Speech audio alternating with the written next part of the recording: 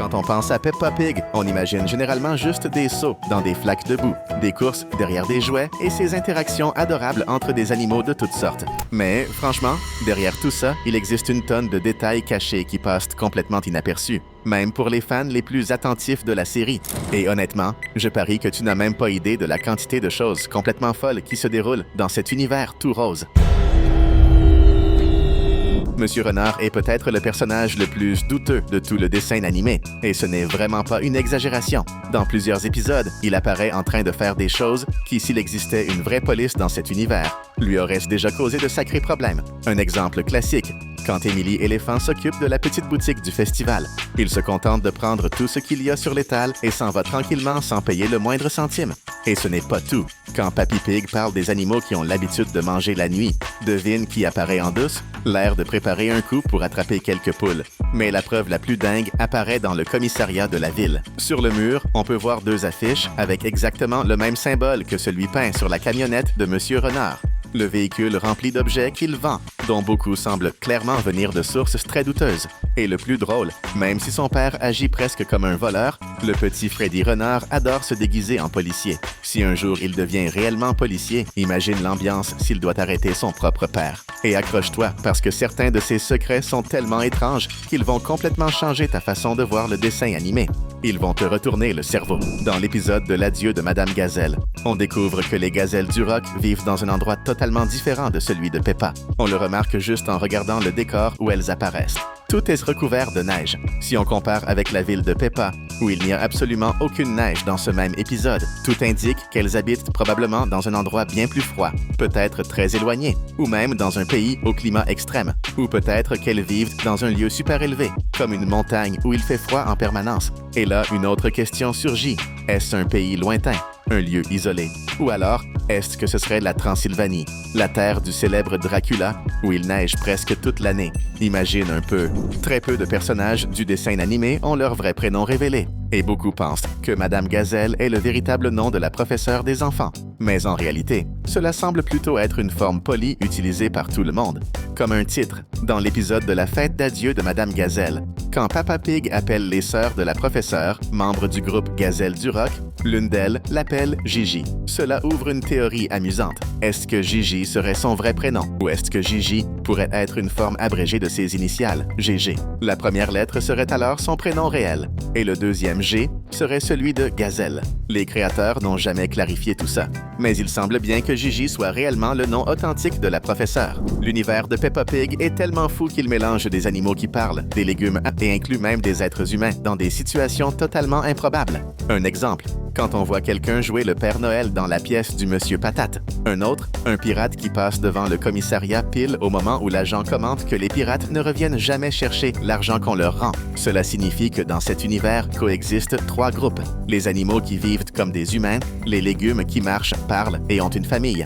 De vraies personnes, même si elles n'apparaissent presque jamais. Mais la grande question est, où vivent ces humains? Ils apparaissent si rarement qu'on dirait presque qu'ils vivent dans un autre pays, ou même dans une dimension parallèle à l'intérieur du dessin animé. Peut-être qu'ils vivent cachés. Peut-être qu'ils ont leur propre communauté. C'est l'un des plus grands mystères de l'univers de Peppa. Ce point rend tout encore plus surréaliste. En plus des animaux parlants et des humains qui apparaissent de temps en temps, il existe aussi des fruits et légumes vivants, comme Monsieur Patate, Madame Carotte, le Myrtille et d'autres personnages présents, même dans les spectacles de Noël. Cela transforme le monde de Peppa en un mélange complètement fou de créatures. C'est un univers où personne ne remet rien en question, parce que tout coexiste naturellement. Et honnêtement, c'est ça qui rend le dessin animé aussi intéressant.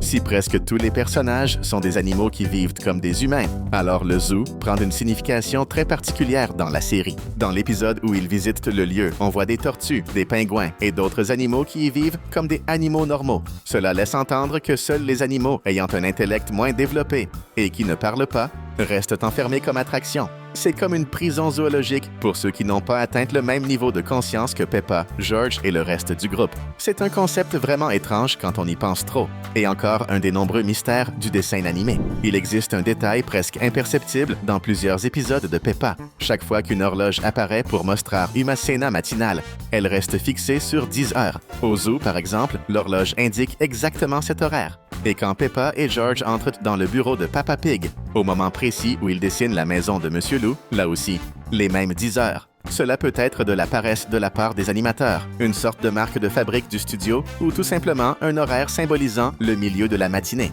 Mais c'est étrange de remarquer à quel point presque toutes les horloges se bloquent exactement à cette heure-là. Si tu apprécies cette vidéo, alors fais ce qui est logique et abonne-toi à notre chaîne pour ne pas rater nos prochaines vidéos. Quand la famille Pig voyage en France pour visiter la Tour Eiffel, on découvre que les sœurs Lapin ont une parente française. Mais la surprise devient encore plus grande lorsque plus tard, Peppa part pour Hollywood. Sur le chemin, elles font une escale à New York et, évidemment, l'avion est piloté par Madame Lapin. À peine ont-elles atterri qu'une autre Madame Lapin apparaît, mais cette fois américaine. Et comme toujours, elle cumule 1000 emplois. Chauffeuse de taxi, opératrice d'ascenseur, vendeuse de glace et bien plus encore. Au fil du trajet vers Hollywood, d'autres versions du personnage surgissent dans différents endroits, comme si toute une lignée de lapines adultes était dispersée dans le monde entier, presque comme une organisation secrète des lapins. Mais alors, sont-elles vraiment toutes sœurs? Est-ce une espèce rare? Ou bien toutes les lapines adultes ont-elles la même voix et le même uniforme? Dans tous les cas, on imagine déjà à quoi ressemblera Rebecca Rabbit quand elle sera grande. Voici l'un des mystères les plus inquiétants du dessin animé. Il y a quelques années, un papier peint officiel de la série a été publié montrant la famille Pig réunie devant la maison. Jusqu'ici, rien d'anormal, si ce n'était un détail vraiment étrange. La famille devrait avoir seulement 4 membres: Maman Pig, Papa Pig, Peppa et George. Mais sur l'image, on voit 5 silhouettes. Là, à la fenêtre du rez-de-chaussée, se trouve un 3e enfant Pig observant de la famille. Jusqu'à aujourd'hui, personne n'a vraiment expliqué cela. Existerait-il une Peppa enfermée dans la maison? Serait-ce des triplés que la série n'a jamais révélés? Ou bien la famille cacherait-elle une fille plus âgée? C'est l'un des plus grands mystères de l'univers de Peppa Pig. Et il ajoute une ambiance légèrement sinistre à l'histoire. Et attention, ce n'est que le début. Il reste encore beaucoup de théories complètement folles qui vont retourner votre cerveau. Si un légume parlant est déjà étrange, imaginez plusieurs. Tout le monde connaît Monsieur Patate, mais il existe aussi Super Patate, qui non seulement parle mais vole, porte une cape et possède des super pouvoirs. Et non, ce ne sont pas la même personne. Dans l'épisode du spectacle de Noël, on voit encore plus de fruits et légumes vivants. Madame Carotte, Myrtille et même un petit bourgeon. Certains fans pensent qu'ils sont le résultat d'expériences scientifiques faites sur des légumes ordinaires. Est-ce que quelqu'un dans l'univers de Peppa serait en train de jouer au savant fou dans un laboratoire secret? Et une question reste en suspens. Un monsieur Betterave existerait-il quelque part? Si tout cela vient vraiment d'expérience, qui serait derrière ces créations? Et existe-t-il d'autres légumes dotés de super-pouvoirs cachés quelque part? Monsieur Taureau apparaît très souvent à l'école de Peppa, et beaucoup pensent que c'est parce qu'il a un énorme béguin pour Madame Gazelle. Sauf que, elle ne semble pas très intéressée. Dans l'épisode Mots magiques, Monsieur Taureau finit de tondre l'herbe et vient prévenir Madame Gazelle. Elle lui claque littéralement la porte au nez, sans aucun remords. Puis, quand les enfants lui rappellent de remercier, elle ouvre la porte, lui dit « Merci » et referme avant même qu'il ne termine sa phrase. Peut-être qu'elle n'est tout simplement pas prête à aller de l'avant après le décès de son mari, qui apparaît sur un portrait ancien dans sa maison. Quelqu'un devrait prévenir le pauvre Monsieur Taureau avant qu'il ne continue d'insister. Quand la famille Pig visite la maison de Madame Gazelle, on remarque déjà que la construction est si ancienne qu'elle est littéralement en train de s'enfoncer. Mais le plus intriguant est un portrait ancien accroché près de la cheminée. La photo est en noir et blanc et montre un gentilhomme élégant. La théorie la plus répandue est qu'il s'agirait du mari de Madame Gazelle.